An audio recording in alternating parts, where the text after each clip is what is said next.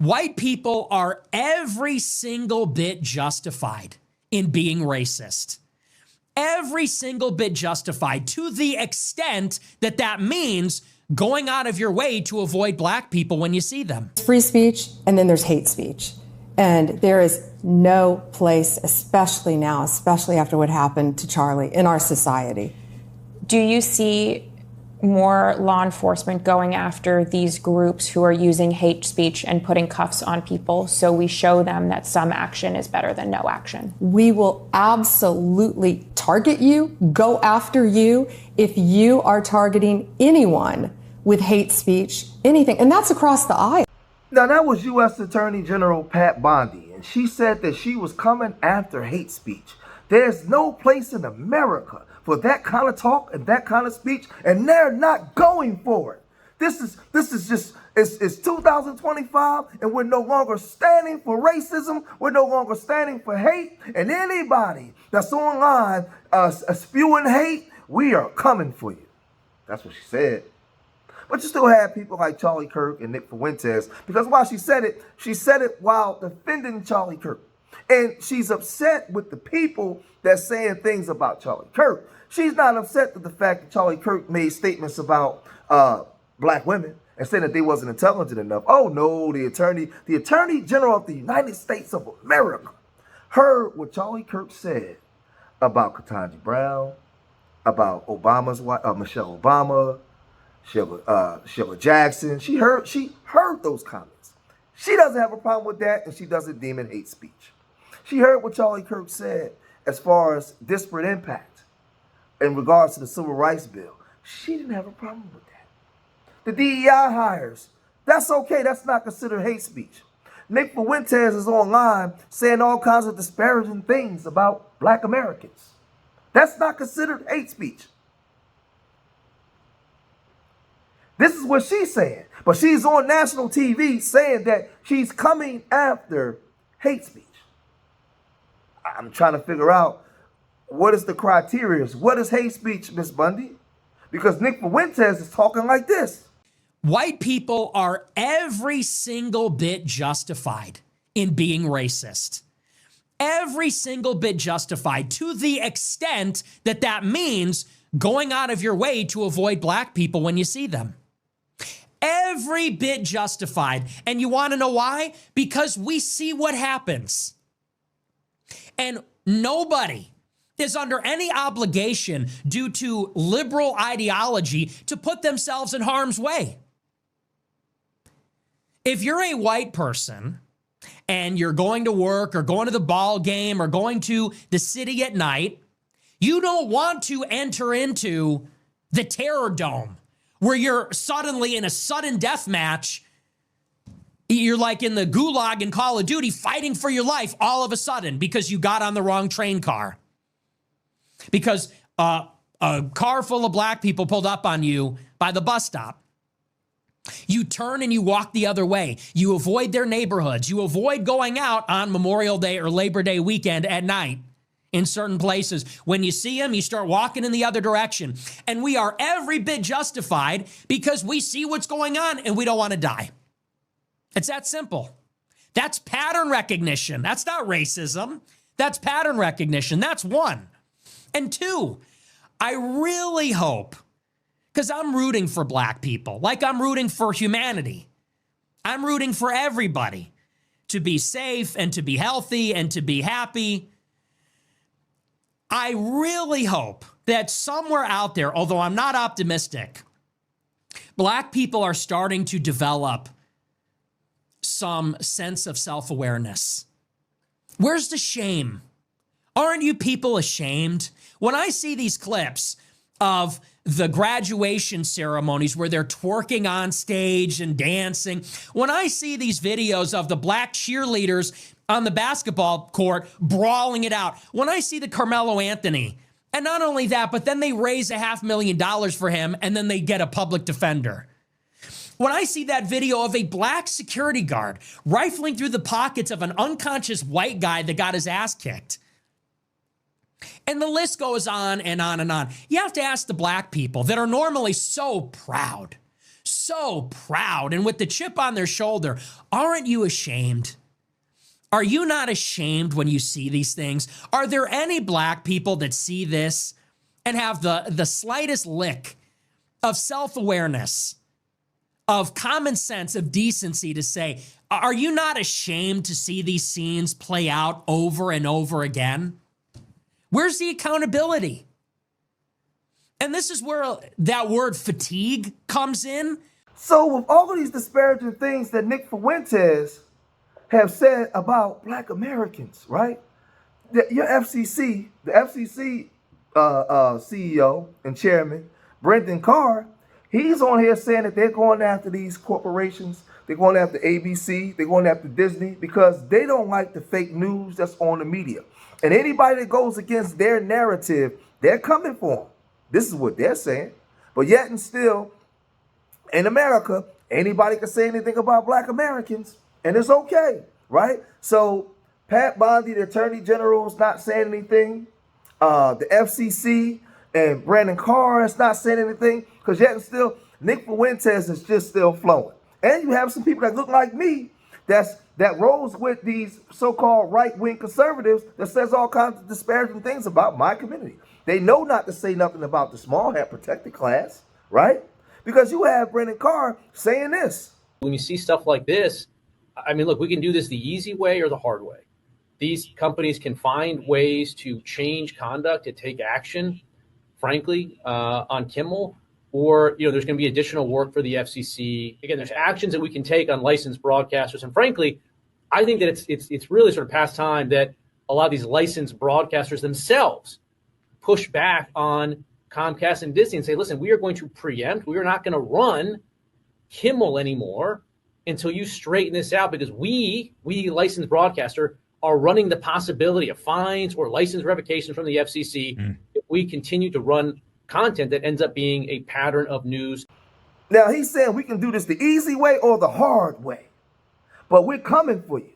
And if we find that your channel is promoting or supporting people that's talking reckless about a certain party, we're going to give you fines, and we're going to not. When you want to do mergers, we're not going to allow money to be allocated for the merger to happen. We're not going to let it happen. We're going to shut you down and shut you out. But yet and still, Nick Fuentes is still talking like this. We're just tired of seeing it. You see these clips, and you know every race of person, maybe except for most blacks, white, Chinese, Indian, Hispanic, and even liberals, see these clips, and they say, are you surprised? They shake their heads. They say, yep. Usual suspects. They say, yep, that's about right. Are you not ashamed? And when are black people going to turn that around? I'm so sick of, and I think all of society is sick of, hearing about all these excuses. And even the conservative blacks will give them, like Jason Whitlock is a perfect example. When I gave a similar monologue about Austin Metcalf and Carmelo Anthony, Jason Whitlock, who's a black conservative at the Blaze, said that this is a demonic sentiment. He said the problem is a lack of Christianity or something or other. The problem is a lack of accountability. And I think a lot of black people hide behind these various things, whether it's the liberals that say it's slavery and racism, or it's the conservatives, and they blame it on welfare, or hip hop, or the Great Society. It starts with you. It starts with every individual black person making choices, like we all do. Who's raising these fucking people? Who's raising these people? It's other black people. It's baby mamas and baby daddies. I mean, who's perpetuating this? And who does it benefit to make these excuses and to say it's everybody else? So I see this stuff and look, yeah, we are going to call it out. We, the Americans, we the white people of America, we the peaceful, law-abiding, tax-paying people of America are saying, hey, blacks, get your shit together. Get your fucking shit together. We are fucking tired of you. We are tired of seeing this stuff. It always seems to be you. Do you know that, and I'm just expressing what is a common sentiment. Do you know that everybody thinks that if we snapped our fingers and you all disappeared tomorrow, everybody thinks our quality of life would go up? Do you realize that? I'm just saying it, everyone's thinking it. When we think of what's wrong with Chicago, it's like utopia. Chicago's like a utopia. Beautiful riverfront, beautiful lakefront, concerts in the park, ball games in the park, beautiful architecture, the best food. You know what the one problem is with Chicago that's driving the businesses out of the Magnificent Mile? You know what the one problem is that's making the public transit unusable? You know what the one problem is that's driving richer residents from the city? It's the crime. It's the chaos. It's the violence. And you know what demographic is almost exclusively responsible for it? It's you. It's black people. Everyone's thinking that. Everyone's fucking sick of it. Now, for so long online, I've been on here teaching and talking and teaching, even created my own nonprofit, Urban Nerds, to bring black intelligence back to the community, right? For the young kids, to show them who they are and where they come from and the greatness that they come from, right? I've been doing the work in the community with the people, right? But yet and still, we still fighting against, in this country, our skin has always been our sin. They even attacked in the Smithsonian Museum where they want to take some of our history out of the museum because they said it teaches hate. How can it teach us hate when it's a part of American history where hate was being espoused upon us that we didn't ask for? But you want to take it out. But they don't have a problem with that, though, right? They don't have a problem with that. They're coming after your free speech, right? But you're freely to speak on certain groups of people as long as it fits their narrative, right? Now, there was a brother online, and he's been echoing the same sentiments that I've been saying, and basically trying to re-educate or educate these other groups on how the elites in the system uses all of us as cannon fire and keeps us divided. Because remember, you never saw the Carnegies, the Mellons, the Vanderbilts ever come and hang anybody from a light pole. They condition and socially engineer, not them per se, but these elite classes and governments through miseducation, socially engineered other groups to do it and to make them believe that they were superior to you. That's how they got them to do it. Check this out.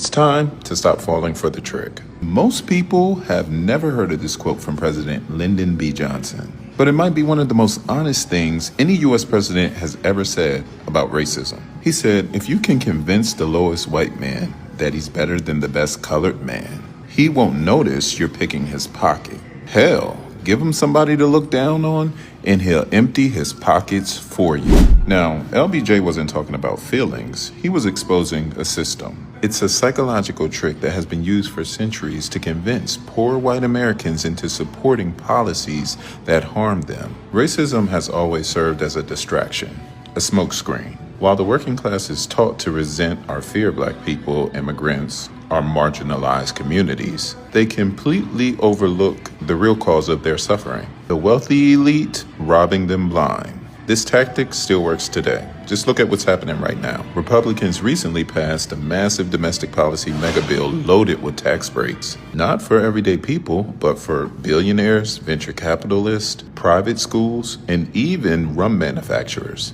All while slashing social programs, blocking healthcare access, and attacking public education. But instead of demanding answers or change, many working class white Americans are being told that the problem is wokeness, DEI programs, immigration, or black history.